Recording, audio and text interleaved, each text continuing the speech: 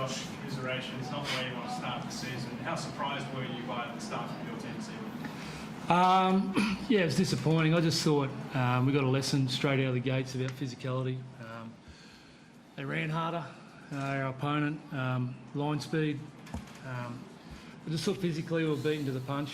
And then I know too well the capabilities of our opponent when they're on the front foot. Really hard to handle. So, not taking anything away from Cronulla. They gave us a lesson, but we certainly got some lessons ourselves, just about start a game, getting that right. How disappointing was that start, Josh, considering just how encouraging the signs were on and off the field, even off that pre-season? Yeah, listen, I just said at the start was disappointing. On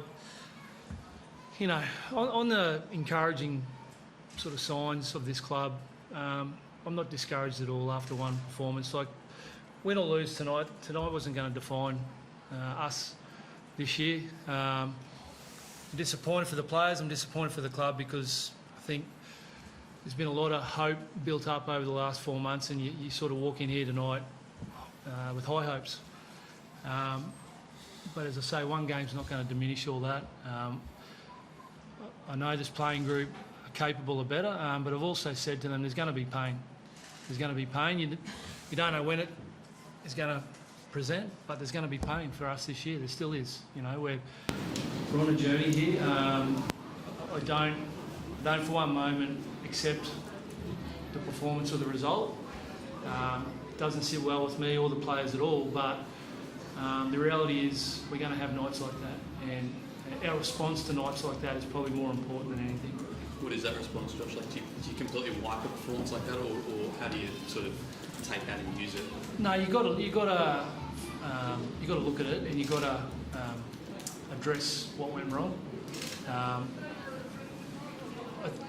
not one to dwell, so it won't be we won't dwell on it, but you also can't ignore it, and we've got to take our lessons. And there are some, as I said, there's some really good lessons there tonight for us. So definitely we'll go through it, take out of what we have to, and respond. You mentioned the physicality. What else jumps out as things that you'll need to work on for next week?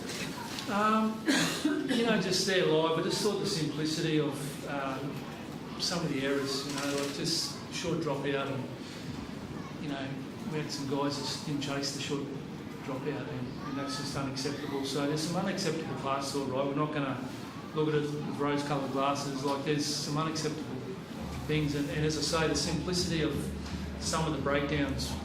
When we're under pressure, there were some bad habits popped up under pressure, and that's my job. It's our job as a staff to correct that, because clearly there are some lingering bad habits there, and that's our job, is to move on from them.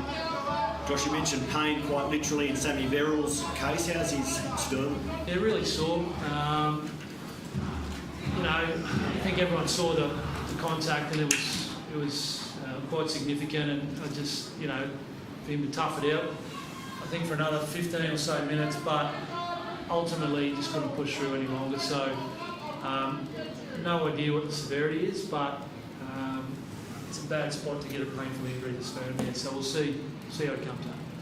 By no means are we suggesting that a try in the second minute had any bearing on this game, but as fans, journalists, we're all trying to understand these new rule interpretations. Just that back with one hand, we were told that would be deemed a disruptor. As a coach, do you understand that change in the rule? Listen, if I sat around trying to make sense of all the rules and putting all my energy into that, I'm putting my energy into the wrong things. You get what you get, right? Some go your way, some don't. I've got zero issues with the officiating tonight, zero. How much did Jaden Campbell's absence from the side impact you guys today? Oh, listen, he's a quality player. I think I was really confident in Lockie Ellis' ability to just come in and step up. But, you take Nico Hines out of Cronulla, and I reckon there'd be a significant shift in their capacity to play at their best. So Yeah, sure, we missed his quality. He's trained with us all pre-season and trained the house down as our halfback. But again, by no means, we had plenty of time. We had 10 days to sort of get over that and prepare with Lockie. And I thought Lockie tried really hard tonight. I really do. It didn't all go his way, but I don't want the narrative to be about what went wrong for Lockie either. He's been through enough, that young fella. So I just thought he tried really hard. I know the boys loved having him out there, so yeah, definitely that wasn't why we performed the way we performed tonight, missing JC. Absolutely. And on a positive note, we obviously got to see a little bit more of Cooper Vi, Yep. Who's been highly touted. Should we expect to see even more of him and maybe an increase in minutes over the next few weeks? Listen, Cooper's ready. He's outstanding already, but again, part of his journey and part of my job is to look after that young guy as well, and not throw him in, too deep too soon. I think what you saw out there tonight is what he's capable of. He's ready, right? But I don't think it's necessarily the best thing for that young guy to all of a sudden be pushing him out too hard and putting him under too much pressure and exposing him to too much pressure. So we'll continue to look at his minutes and how we utilise Cooper, because I think he looked really good out there. But again, we don't want to burn that kid as well. Tino, I know you'd love to lead the Gold Coast against the Dolphins next weekend. How do you reflect on that moment with Blake Brayley, for which you went on report? You was a little frustrated at the time with the ruling. Obviously, it's probably an individual moment for me. I need to look at myself and get that right. Obviously, tried to make pressure, and it wasn't too bad, I think, in the end. So I think I'll be right for next week. But Brayley got up normal, gave him a hug, and it was sweet. It's just football. So I'm just more frustrated that I took myself out of the line and didn't make the next tackle. So we'll look at it, and